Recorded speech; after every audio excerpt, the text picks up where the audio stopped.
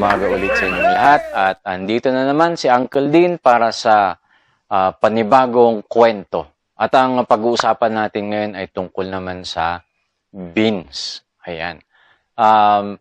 Maraming klaseng beans sa buong mundo. Actually, may 150 na varieties ng beans. What? All over the world, ano? And then, dito naman sa atin sa Pilipinas, ang uso sa atin ay yan. Tada!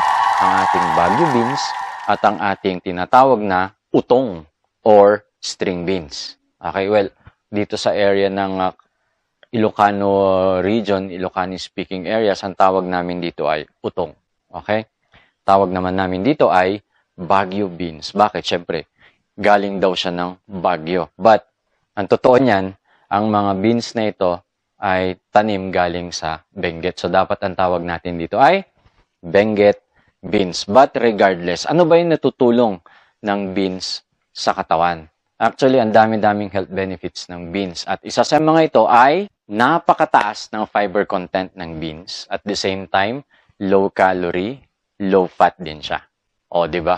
So, hindi siya nakakataba. And at the same time, it has twice as much iron as compared sa spinach. O, di ba?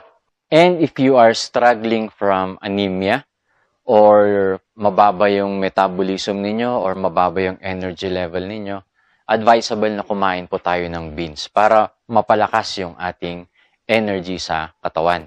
Maganda rin ito sa bone health.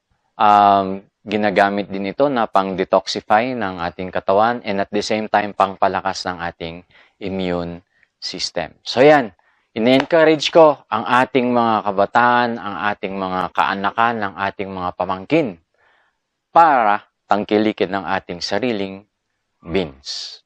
At yan po ang aking kwento ngayong araw na ito. Again, ako si Uncle Dean and I'll see you on the next video.